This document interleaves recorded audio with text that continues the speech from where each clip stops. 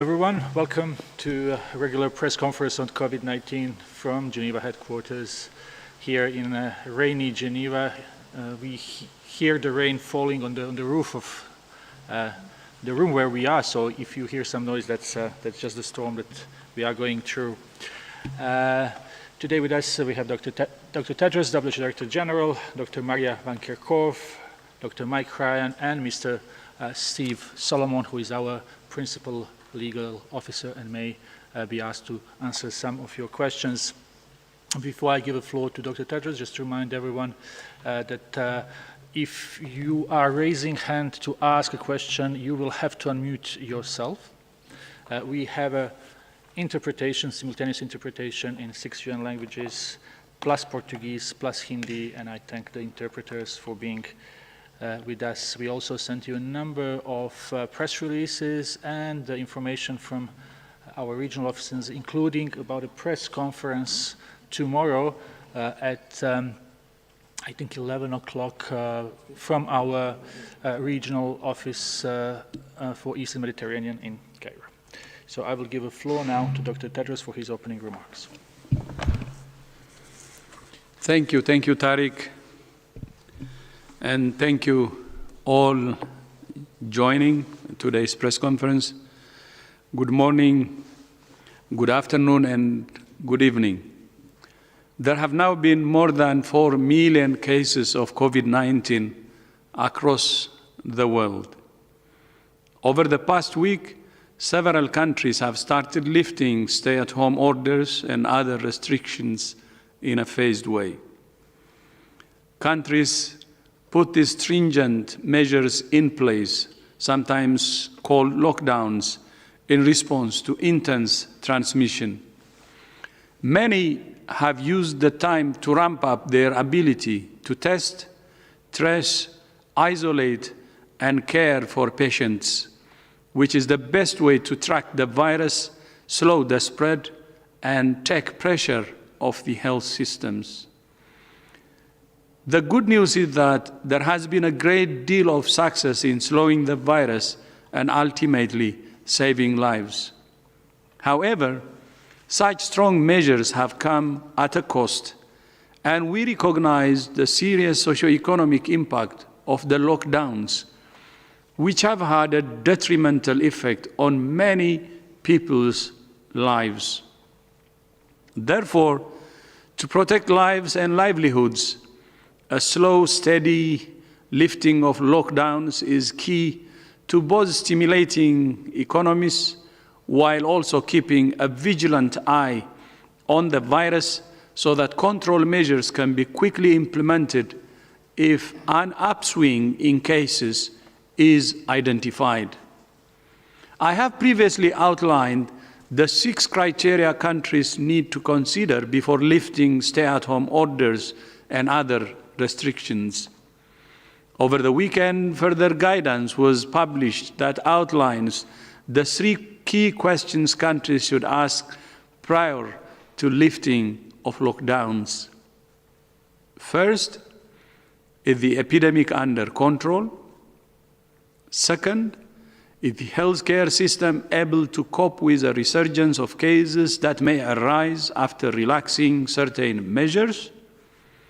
Third, is the public health surveillance system able to detect and manage the cases and their contacts and identify a resurgence of cases?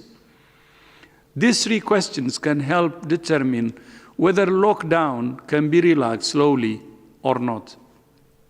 However, even with 3 positive answers, releasing lockdowns is both complex and difficult. Over the weekend, we saw signs of the challenges that may lie ahead. In the Republic of Korea, bars and clubs were shut as a confirmed case led to many contacts being traced. In Wuhan, China, the first cluster of cases since their lockdown was lifted was identified. Germany has also reported an increase in cases since an easing of restrictions. Fortunately, all 3 countries have systems in place to detect and respond to a resurgence in cases. Early serological studies reflect that a relatively low percentage of the population has antibodies to COVID-19, which means most of the population is still susceptible to the virus. WHO is working closely with governments to ensure that key public health measures remain in place to deal with the challenge of lifting lockdowns. Until there is a vaccine, the comprehensive package of measures is our most effective set of tools to tackle the virus. In this vein, new guidance was released over the weekend regarding both school and workplaces reopening. On children going back to school, decision makers should reflect on a number of key factors when deciding on whether and how to reopen the schools. First, a clear understanding about current COVID transmission and severity of the virus in children is needed. Second, the epidemiology of COVID-19, where the school is geographically located, needs to be considered. Third, the ability to maintain COVID-19 prevention and control measures within the school setting. When reflecting on the decision to reopen schools, the local government should assess the capacity of the schools to maintain infection prevention and control measures. Last week, I also spoke to the International Labour Organization, ILO, and the International Organization of Employees, IOE, about the reopening of workplaces and how to do this safely. Over the weekend, WHO issued a detailed new workplace guidelines which recommend all places of work carry out a risk assessment for workers' potential exposure to COVID-19. This includes the implementation of measures to prevent the spread of the virus. Workplaces should develop action plans for prevention and mitigation of COVID-19 as part of their overall business plan. The plan should also include measures for protecting health, safety, and security in reopening, closing, and modifying workplaces. Today saw the release of new modeling on HIV by the World Health Organization and UNAIDS. It highlights the importance of taking immediate steps to minimize interruptions in health services and supplies of antiretroviral drugs during the COVID-19 pandemic. The group's worst-case scenario, a 6-month disruption of antiretroviral therapy, suggested that there could be 500,000 extra deaths from AIDS-related illnesses, including from tuberculosis, in sub-Saharan Africa over the next year. This could effectively set the clock back by more than a decade to 2008, when more than 950,000 AIDS deaths were observed in the region. This is an avoidable worst-case scenario and not a prediction. This model acts as a wake-up call to identify ways to sustain all vital health services. Despite attention being focused on the COVID-19 pandemic, we must still ensure that global supplies of tests and treatments for both HIV and TB reach the countries and communities that need them most. We should save people from both COVID and HIV and other illnesses. Even relatively short-term interruptions to treatment pose a significant threat to a person's health and potential to transmit HIV. COVID-19 has exposed the uneven distribution of life-saving medical equipment across the world. Tomorrow, the Tech Access Partnership will be launched to increase local production of essential health technologies like masks and ventilators in developing countries. This new partnership is another great example of solidarity that builds on the solidarity flights, solidarity trials, and access to COVID-19 tools accelerator, which all aim to ensure the latest health innovations are reaching those communities that need them most.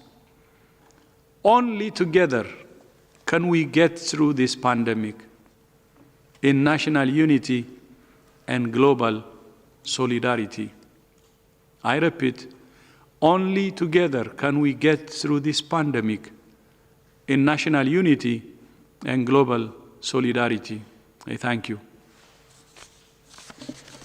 Thank you, Dr. Tedros, for this. We will now open the floor to questions. I will remind journalists that you can ask questions in one of 6 UN languages, plus Portuguese, plus Hindi, and our interpreters will be willing to translate that. Please, short, concise, and one question. If you go into many questions, we will have to pick ourselves one that we like the most.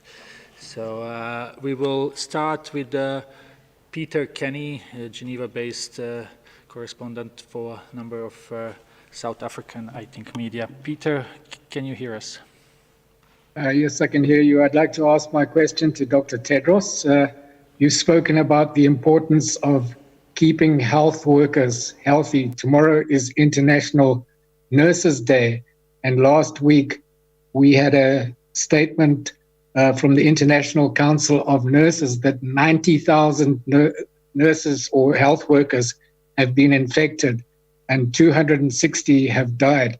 Do you have accurate statistics on this, and can you comment on it, please? Thank you for this very, very important question. So healthcare workers who are on the front lines of caring for patients and caring for our loved ones who are infected with COVID-19 are a priority to ensure that they stay healthy. We are working with our infection prevention and control specialists across the world to ensure that the guidance that we have out ensures that they are protected when caring for patients. We are looking at the number of healthcare worker infections that have been reported globally, and there is an alarming number of healthcare worker infections. And in some countries, upwards of 10% of the reported cases are among healthcare workers. What we've done and what we are continuing to do is to better understand where healthcare workers are getting infected, why healthcare workers are getting infected, and how can we ensure that this is reduced and this stops. What we understand from the studies that are being reported and from our teleconferences that we are having with clinicians and with infection control specialists is that many healthcare workers have had contact with a known case that is among a family member, which indicates that many of them have been infected outside of a healthcare facility. Some healthcare workers are getting infected inside the healthcare worker facilities, and the studies that are coming out are giving us a clearer picture of why this may be.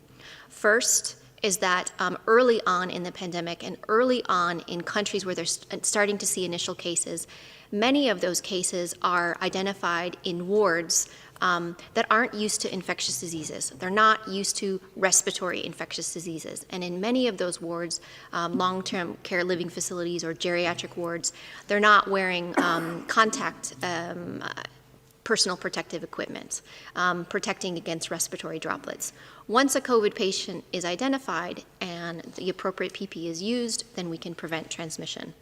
The other reasons why we're seeing healthcare worker infections are extended periods in wards where individuals are working very long shifts. In some situations, they have not had adequate PPE, which includes masks, goggles, face shields, gowns, gloves. In some hospitals, there has been reports of suboptimal hand hygiene, so making sure that healthcare workers use hand hygiene is very, very important. What we do also see from these studies is that when healthcare workers do wear appropriate PPE, which includes protecting against respiratory droplets and contact transmission, and in situations where aerosol-generating procedures are conducted and there's airborne precautions are necessary, we're not seeing that transmission take place. So that is really critical. But we are constantly looking at the literature that is coming out to better understand how we can better protect healthcare workers. We can ensure that their shifts are shorter, that they have adequate rest periods, that we look out for their mental health and their well-being, and that they have adequate supplies of personal protective equipment. I could just add, when we define healthcare worker, I mean, we sometimes imagine that's healthcare workers working in very sophisticated tertiary facilities. A lot of healthcare workers have been affected in the front lines in long-term care facilities as well, and in primary health care to general practitioners and others. So the protecting workers who work in COVID-19 isolation units and intensive care can work extremely well if they have the right equipment and training.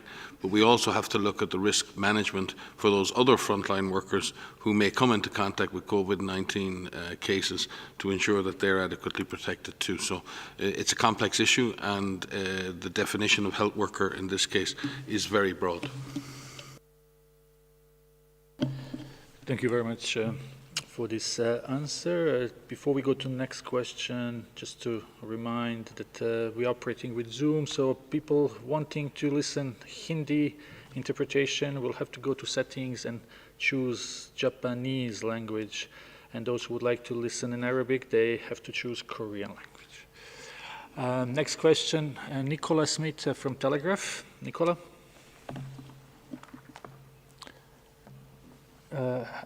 Nicola? Hi, Yes. can you hear me? Yes, it's okay. Can you hear me? Yes. Thanks for the question. It's on the subject of Taiwan's invitation to the the WHA as an observer to Dr. Tedros. Last week, the WHO implied that a sticking point was based in UN resolutions that recognize only representatives of the PRC can represent China at the WHA. However, Taiwan's foreign ministry and Taiwanese lawyers say that the resolutions only address the question of China's representation and not the separate issue of Taiwan's attendance. Given that Beijing's One China principle is not international law and not universally recognized, critics of the WHO and the Director General's reluctance to invite Taiwan say that you're making a political call if you fall into line with Beijing's views on the issue. How would you respond to that?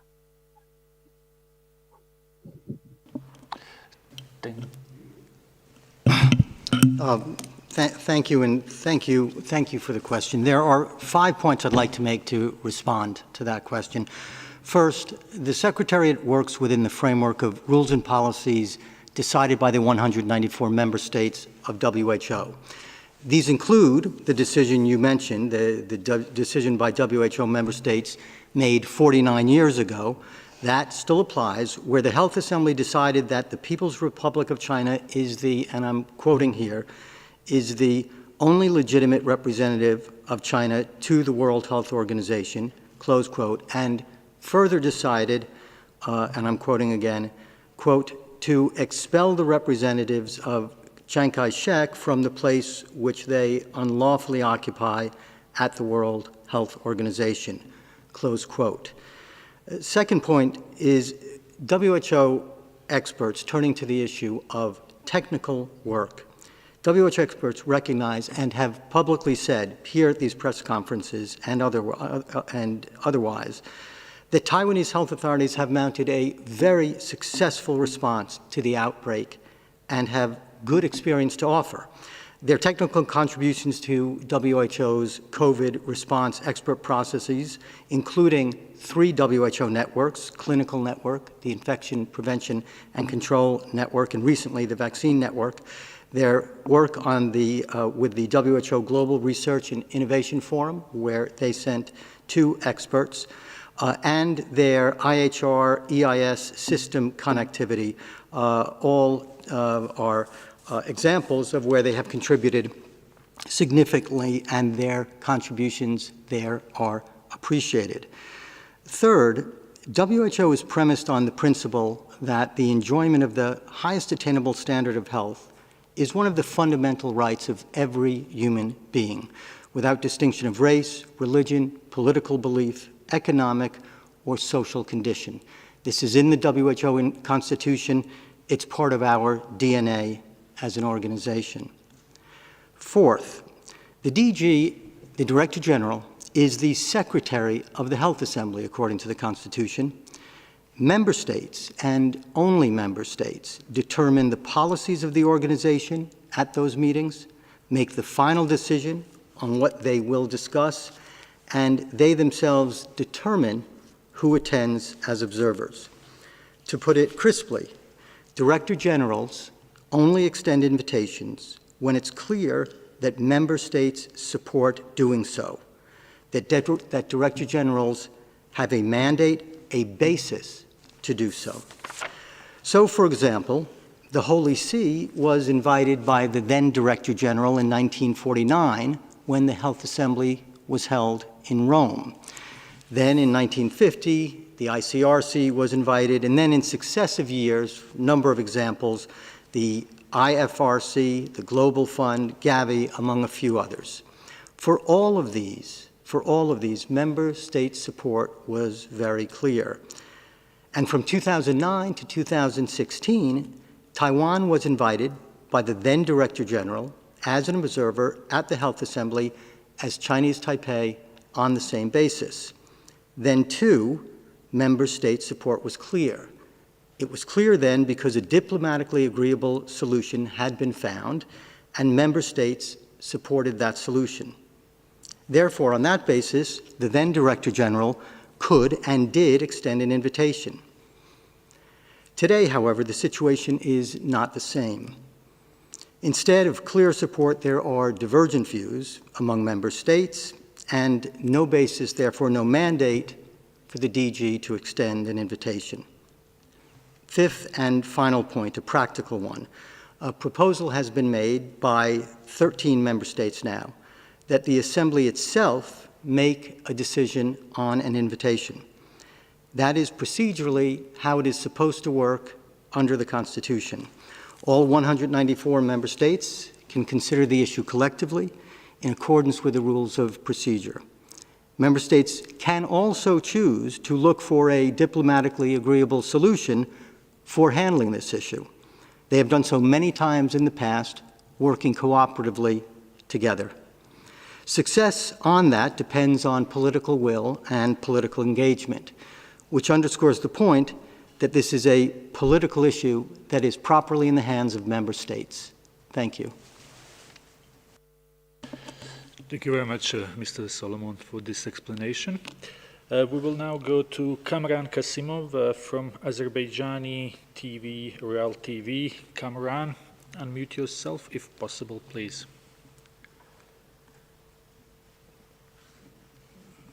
Hello, do we have Kamran Kasimov online? I think... well, we may come back to Kamran later. Let's try with Imogen from BBC. Imogen? Hi, Tarek. Thanks for taking my question. It's about the... you can hear me, yeah? Yes. Okay. It's about the guidance for reopening of schools and workplaces, schools in particular. At the opening, Dr. Tedros said schools need to have a clear understanding of virus transmission in relation to children and the extent of how the virus affects children. Unless I've missed something, we don't understand that yet. So is the implication that schools shouldn't reopen? So I can start with that, and perhaps Mike or DG would like to supplement. So in the considerations for reopening or adjusting any of the measures is based on our understanding of this virus and how this virus behaves. One of the considerations for schools where children are is our understanding of the virus in children. And that is something we are learning more and more about every single day. We've talked about this at some of the pressers previously, about our understanding of the reports of cases among children by countries, and that ranges between 1% and 5%. 30% of the reported cases by country. We're trying to understand why there is a low attack rate in the children and why a smaller proportion of children are being reported among the total number of cases being reported. And we're trying to understand transmission in children. From the available studies that we have, looking at household transmission, and these are very detailed studies that follow all of the people in the household, and they test all of those people in the households. We've seen transmission from adults to children, primarily from adults to children. There have been some instances of transmission the other way around, from children to adults, but to a much lesser extent. There are some seroepidemiologic studies that are currently underway that are looking at the extent of infection as measured by antibody levels. So this is measuring past infection among children. We have very few of these studies available yet. So we don't know if children are being infected and we're missing them through the current surveillance systems. We do know, with regards to severity, that the vast majority of children who are reported to be infected with COVID-19, that they experience a mild disease. Although there are a small number of children that have had severe disease, critical disease, and some children have died. In terms of making the decisions about opening schools, it's very important to understand the virus circulation in the area of where the schools are. What does it look like? Is there intense transmission in that geographic area? Is it not? Are the schools able to practice physical distancing within the school system itself? Are there different ways that they can set up the classroom, for example, or the playtime or lunchtime so that they can keep children physically separate? We know that there are challenges with that for younger children versus older children. There's a lot of considerations that need to be taken into account when deciding whether and how to open schools. It's not just a matter of if they should open, it's how they should open. And there's a lot of detrimental effects to children who are not in school. And these are well known. We are working very closely with our counterparts at UNICEF, and we're very grateful to be working with them to really understand the full impact of children not being in school. So there are a lot of considerations that need to take place. The DG has highlighted a few considerations, but the guidance itself has a lot more in there. And in fact, in the guidance itself, there are a lot of questions that decision makers need to evaluate to see how they can safely reopen schools. Let's try one more time to get Kamran Kasimov from Azerbaijan. Kamran? Do you hear me? Yes. Hello, greetings from Azerbaijan, from Real TV. I want to say that first modular hospital was opened at last week in Azerbaijan under the leadership of the President of Azerbaijan Republic. And Dr. Tedros every time appreciate the role of Azerbaijan struggle against the coronavirus. But from the 9th of May, we have very bad information, satisfactory. For example, 9th of May, number of infected people was 143, and 10th of May, the number was 97. Is this the signal of the second wave for our country, please? I can't relate my figures to yours right now, but Azerbaijan has had a relatively low number of cases, but the number of cases has grown steadily. So I think it's difficult to distinguish between first waves, second waves, and Azerbaijan is still very much in a risky position, like many other countries in Central Asia, with possibility of increasing cases. You may see, and sometimes people see this as waves, you see a small number of cases beginning and then it gradually and slowly builds, and then there's a point at which things accelerate. We've seen that in many, many, many countries. That would not be the classic second wave that other countries now, who've had large numbers of cases, may be facing in weeks to months' time. So certainly Azerbaijan needs to be very wary and very alert right now in terms of the incidence of cases and ensuring that things don't take off in a very extreme way. With regard to the future of the pandemic and epidemics around the world, Many countries now have a sustained falling in the number of cases and the number of deaths. And as we enter into a low transmission period, and the Director General has alluded to it in his speech, those countries who are exiting more stringent public health and social measures or so-called lockdowns will do better and may avoid major second waves if they can shut down early transmission early in clusters that are identified, much like Korea has done or is doing with regard to its latest clusters of infection. What we would hope is that countries applying strong public health surveillance with sustained physical distancing and hygiene measures amongst populations, with an alert and an educated population capable of being able to take control of their own risks, but also a strong public health system capable of detecting and tracing and isolating, we may avoid a major second wave. But if disease persists in countries at a low level without the capacity to investigate clusters, identify clusters, then there is always the risk that the disease will take off again, particularly where we have large groups of people together in major cities, in refugee camps, and other places where people don't have the possibility of large-scale social or physical distancing. So I think now we're seeing some hope as many countries exit these so-called lockdowns, and this is good. It allows economic life to return. But extreme vigilance is required, and not just vigilance. Many countries, as the DG has said, have made very systematic investments in building up their public health capacities during the lockdowns. Others have not. And we need every country now to put in place the necessary public health measures or the public health surveillance in order to be able to at least have a chance of avoiding larger second waves later. Thank you very much. Next question is from China Radio, and that's Zhang Yingao. Mr. Yingao, can you hear us? 您好. Good afternoon. Thank you very much for giving me the chance of raising a question. I would like to speak in Chinese. On the 12th of May is the World Nurse Day, and the theme is the protecting the world health by nurse.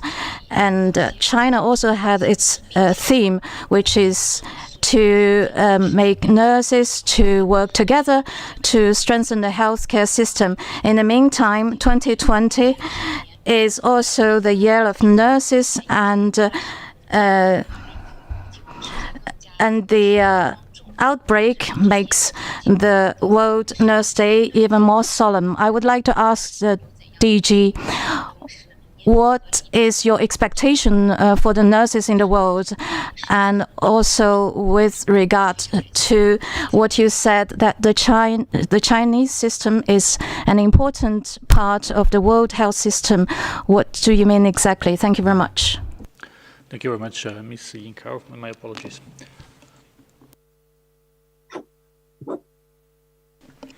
Thank you. First of all, I'm honorary nurse, so I would like to announce that. And second, happy International Nurse Day tomorrow. And of course, we should pay tribute to our nurses, midwives, and all health professionals every single day. But at the same time, tomorrow is a very, very important day, and we have to celebrate our nurses. As you know, during this COVID-19, they're in the front line, and they're risking their lives to save others. But not only during COVID-19, I know nurses are a bridge between the health system and the community, and they have been doing so ever since the nursing profession actually started. So all our respect and appreciation not only respect and appreciation, actually our greatest respect and appreciation from WHO to all nurses. On the year of the nursing, of course, as you said, 2020 is the year of the nurse and the midwife. And we have been preparing to celebrate it in a big way. But unfortunately, because of COVID, especially during the assembly, which is going to be virtual, we will not be able to celebrate it as we planned. Of course, still virtually celebrating it will be very important, but at the same time, there is a consensus from the Nursing Association and the Midwifery Association that the year of the nurse and the midwife be postponed to 2021. That's one. But at the same time, instead of having the year of the nurse and the midwife in 2020 or 2021, the other consensus is to have the 2020 as the decade of the nurse and the midwife. And that fits very well with what I said earlier, that celebrating our nurses and midwives should actually be every single day. And then the celebration is not just a celebration for the sake of celebration. It's not just to pay tribute to them. It's also to recognize their important role in universal health coverage, in achieving universal health coverage, and to invest in universal health coverage, and to use the nurses, the midwives, and other frontline health workers to achieve universal health coverage. But the numbers we have, if you take nurses, for instance, we have a gap of 6 million 6 million globally. And it also means, when we say the year or the decade of the nurse or the midwife, feeling the gap in order to achieve the UHC. So for WHO, celebrating nurses and midwives is also preparing ourselves to achieve our commitment or universal health coverage and health for all. It's not just recognizing nurses and midwives, but using this opportunity and using the sacrifice, the commitment of the nurses to achieve universal health coverage, to achieve health for all. Thank you very much, Tedros. The next question is Financial Times. Camila. Camila, please go ahead if you hear us. Can you hear me? Yes. Great, thanks so much for taking my question. There have been some reports recently of people suffering from symptoms for many weeks, up to 6 or even more, which can get more or less severe in waves. I wondered if that's something that the WHO is aware of, and how common you think it might be. So thanks for the question. The question was if we are aware of individuals who are experiencing symptoms for long periods of time and in waves. We are working with our clinical network, and we're looking at the literature to really understand how disease progresses. A lot of this requires, we need to ensure that people who are experiencing symptoms are tested so that we know that these symptoms are associated with COVID-19 or not. You have to remember that in the Northern Hemisphere, we've just finished a flu season, and there are many circulating viruses that can cause flu or flu-like symptoms. And so what we're trying to do is get a clear picture of what disease looks like. When people start to feel unwell, what do those symptoms look like? How many days does it take them to develop a fever if they don't start with a fever? For those who start out a little bit unwell, how many progress to pneumonia that might not need hospital? How many people then progress to even more severe disease. And so what we understand is there's a large number of symptoms that people are exhibiting, including fever, including dry cough, including shortness of breath. You've heard of other symptoms. Your people have a loss of smell or a loss of taste. And there's more symptoms that are being reported. What's very important for us and what we're working with countries and hospitals is to have a standardized data collection so that from some of the patients or a proportion of the patients, we have a robust set of information. We are working with the United Kingdom, for example, and this group called ISARIC. It's the International Severe Acute Respiratory Infection Consortium. This is just one of many, which is using a standardized data collection form and collecting symptoms from tens of thousands of patients.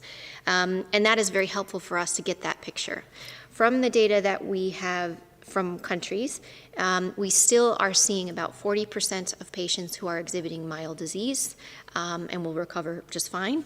We have another 40% that are exhibiting more moderate symptoms, which would include pneumonia, but not needing hospitalization or respiratory support. We see a further 15% that are exhibiting severe disease and needing respiratory support and hospitalization, and another 5% that are critical, requiring ICU and ventilatory support. We are trying to get a picture of that's consistent across all countries, and from the data that we've seen, that is a fairly consistent picture. And so that's important. That helps us for planning purposes. It helps us get hospitals ready to know how to care for patients and what types of supplies that they may need. But it still is early days. You've heard us say that a lot. We're learning every day more and more about this virus and the diseases that it causes, and if it's different for young people or old people or people with underlying conditions. And so as that picture becomes more and more clear, we'll be able to have a more clear answer. Yeah, and with regard to your specific question regarding this longer syndrome, certainly there have been some reported cases of putative relapses or people who've fallen sick again, and a lot of work is going on to see whether people have been reinfected or whether it's just a chronic part of a condition. The people who leave hospital are free of the virus. They're usually testing negative before they depart hospital. But I think what we have to remember is many people who've been hospitalized have experienced severe disease. And while they may be free of the virus and no longer infectious, many are experiencing longer-term issues with energy. They've literally been through the wars, many of them in very difficult circumstances. Some have had impacts on their respiratory system, their cardiovascular system, their liver, their kidney function, and others. So people could remain quite frail, without energy, and struggle to get back to full health. So we have to separate here what is a long struggle to get back to full health from what might be a continued COVID-19 syndrome where you have persistent virus. And the evidence thus far is that there is very little evidence to suggest that there are people who are persistently suffering from COVID-19, although when you see the data from the hospitals and the length of admission, it is taking many people a very long time to recover in a hospital environment. And we should expect that when people are discharged, that recovery continues. And people don't necessarily just bounce back to full health. Although when they are discharged from hospital, it is safe for them to return for themselves and their families. Next question comes from Brazil, Ana Pinto from Folha de São Paulo. Ana?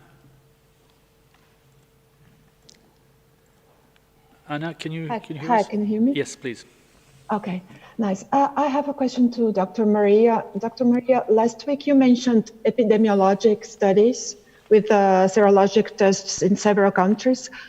I'd like to know how high is the prevalence found in those studies, and as far as the percentage of people who had contact with the virus is below the level of the so-called herd immunology, if having a higher prevalence protects more than having a lower one, given a certain population. There is, for instance, a country or a region with 30% of the population that already have been infected.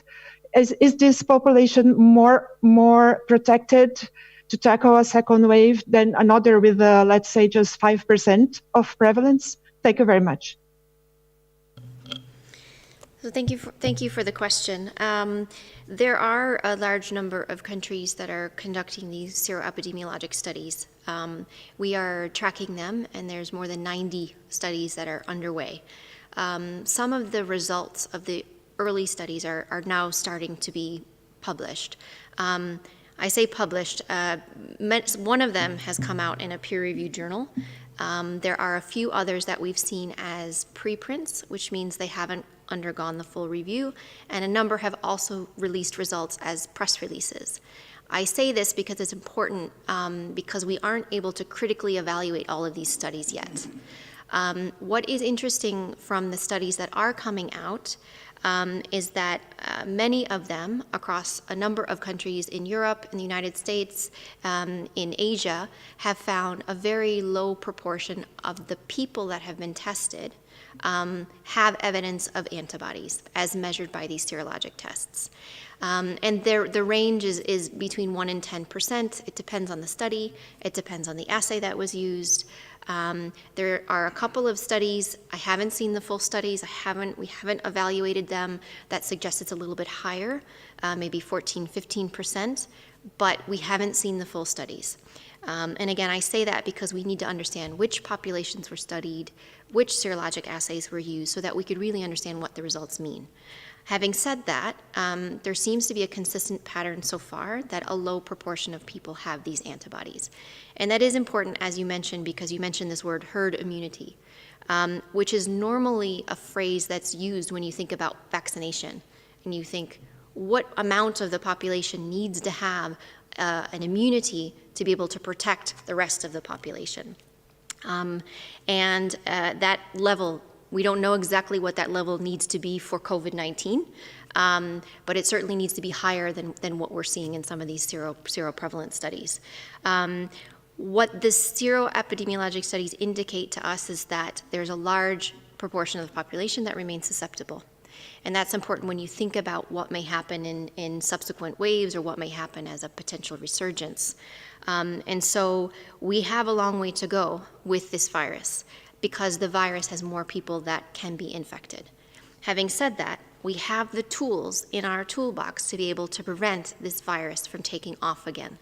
And we know that that's about finding the virus, finding people with the virus, isolating them, caring for them appropriately depending on their symptoms, making sure that we find all contacts, we trace those contacts, quarantine them so that they don't have the opportunity to transmit further, make sure our population is fully engaged so that they know how they can protect themselves and how they can protect others. So we do have tools at our disposal to be able to prevent transmission from happening further. And seroepidemiology is one of the ways in which we are using to help us understand how we move forward through this pandemic. Yeah, and again, just reiterating that herd immunity, and again, a term taken sometimes from veterinary epidemiology, where people are concerned in animal husbandry with the overall health of the herd, and an individual animal in that sense doesn't matter from the perspective of the brutal economics of those decision making. Humans are not herds, and as such the concept of herd immunity is generally reserved for calculating how many people would need to be vaccinated in a population in order to generate that same effect. So I think we need to be really careful when we use terms in this way around natural infections in humans, because it can lead to a very brutal arithmetic which does not put people and life and suffering at the center of that equation. What also does concern me in this narrative is that there was an assumption as this disease spread around the world that we're really just seeing the severe cases and the difficult cases. And when the seroepidemiology comes, it will demonstrate that most of the people have been infected and this will all be over and we'll go back to normal business. Well, The preliminary results from the seroepidemiologic studies is showing the opposite. It's showing that the proportion of people with significant clinical illness is actually a higher proportion of all those who've been infected, because the number of people infected in the total population is probably much lower than we expected. And as Maria said, that means we have a long way to go. And it means, as the Director General has been saying for months, this is a serious disease. This is public enemy number one. We have been saying it over and over and over and over again. And we really do need to now step back and sort of recalculate this as a mild illness and effectively make the same mistakes we made the first time round in terms of not taking this seriously and not putting in place the necessary measures. We have a second chance now as a society to put in place the necessary public health interventions, to put in place the necessary community support, to support our vulnerable populations, be they in long-term care facilities or be they in refugee camps. No one is safe until everyone is safe. And again, when we look at the epidemic around the world, and we see that in some countries, over half of the cases have occurred in long-term care facilities or workers in those facilities. We need to look at these hotspots, at these really, really terrible situations in which we either haven't properly shielded people in those situations or protected them. So I do think this idea that, well, maybe countries who've had lax measures and haven't done anything will all of a sudden magically reach some herd immunity, and so what if we lose a few old people along the way? I mean, this is a really dangerous, dangerous calculation. And not one I believe most member states are willing to make that arithmetic. Member states, responsible member states, will look at all their population. They value every member of their society, and they try to do everything possible to protect health, while at the same time, obviously, protecting society, protecting economy and other things. We need to get our priorities right as we enter the next phase of this fight. Next question is coming from Georgia, e-Press Georgia, and we have online Konstantin Lonotamishvili. Konstantin, you need to unmute yourself.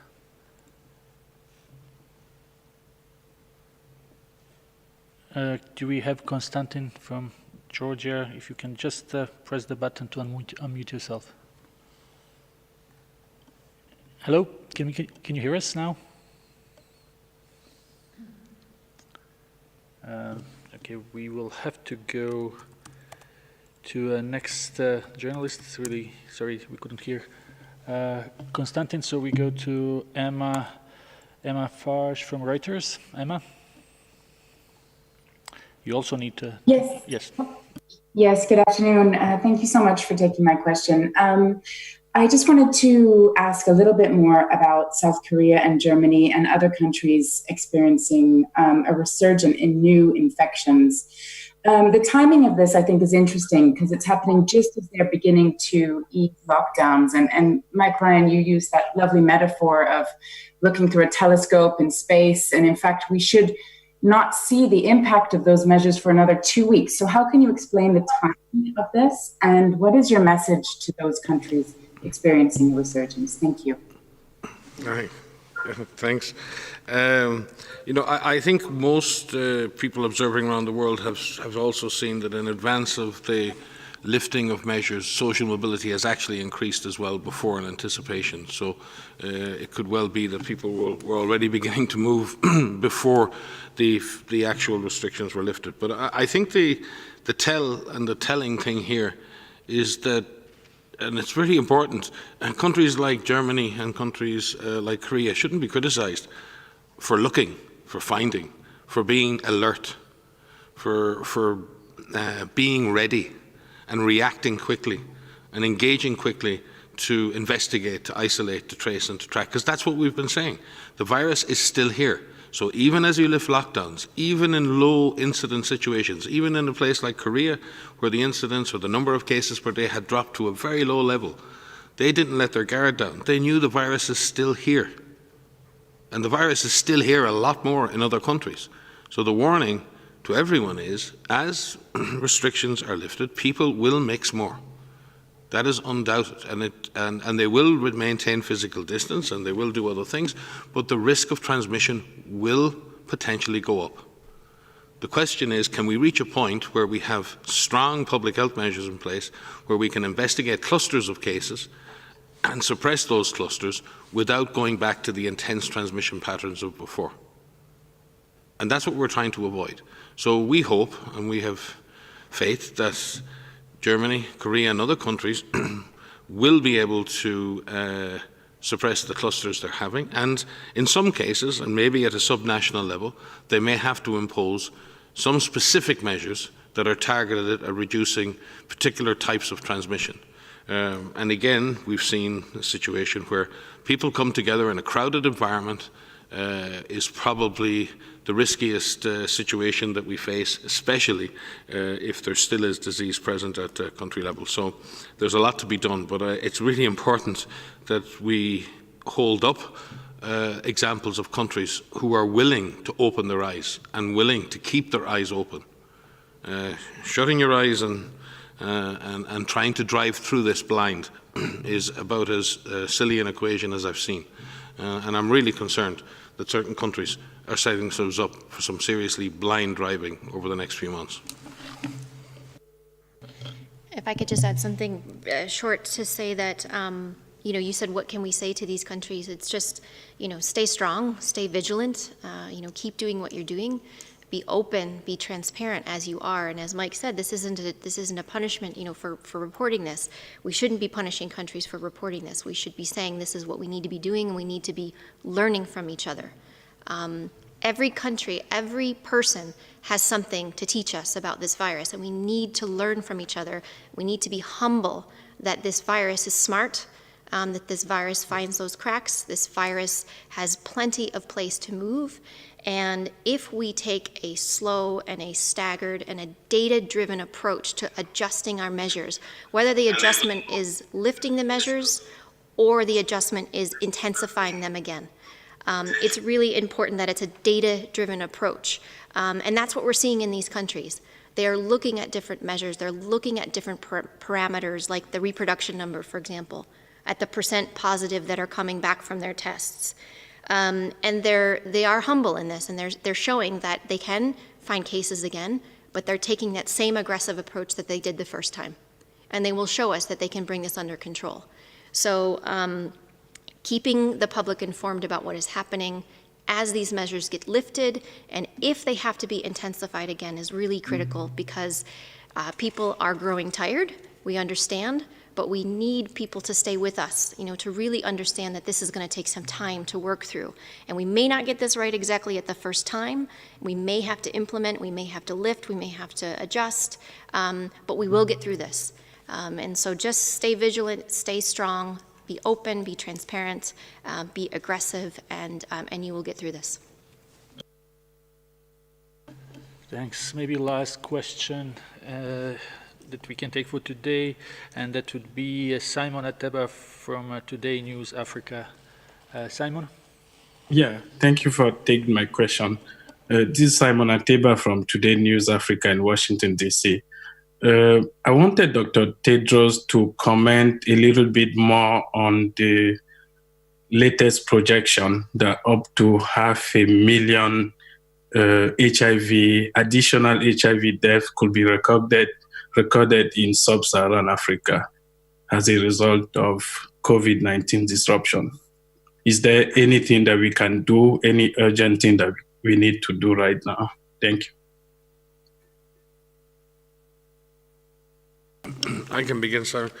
I think, again, the DG did say in his speech that this is a worst case scenario. And what he's laying out for people is a future scenario if we don't fix the things that need to be fixed. And this is really about the supply chains for drugs and the basic primary health care and the basic services available to people living with HIV. I think we've all seen the great success, the great partnership that has led to a dramatic fall in HIV positivity and AIDS-related deaths in Africa over the last number of years. A partnership that's existed with countries, with support from external countries. The Director General himself while in Ethiopia, worked very closely with PEPFAR and the US government and others to reduce the scourge of HIV and AIDS, and so many other donors from around the world. We don't want to lose those gains, and I'm sure nobody wants to lose those gains. And we need to work together to ensure that we have the drugs, and we know where the people are. We've got to connect people with the therapy. We've got to reconnect people with services, and we've got to ensure that people don't lose access to services. The Director General has been saying this for months. It's not just about COVID-19. It's about the core health system must be preserved. And we must now move to ensure that primary and essential health services are maintained. And there is nothing more essential than ensuring that someone with HIV has access to the appropriate therapy that we've all worked so hard for decades to put in place.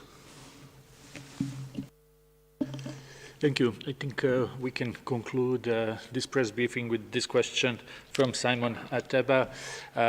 Audio file will be sent out shortly, and transcript will be available tomorrow. Just to remind you that 2 of our regional offices will have a press briefings tomorrow. WHO Regional Office for Eastern Mediterranean, as well as WHO Regional Office for Americas, and those advisories will be sent to you. I wish everyone a very nice rest of the day or evening. Okay, thank you also from my side, and see you on Wednesday. Thank you, Tariq.